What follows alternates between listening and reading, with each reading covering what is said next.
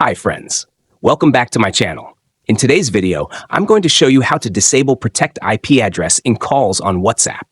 If you're new here, don't forget to subscribe and give this video a thumbs up. Now, let's dive in. Step 1. First, unlock your Nothing phone and open the WhatsApp application. Once inside, you'll see the main screen with your chats menu. Step 2. Now, look at the top right of your screen, where you'll find 3 vertical dots. This is the menu icon.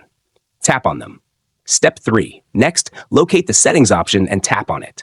Step 4. Now, locate the Privacy option and tap on it. Step 5. Next, scroll down to locate the Advanced option and tap on it. Unfortunately, the Protect IP address in calls option is turned on.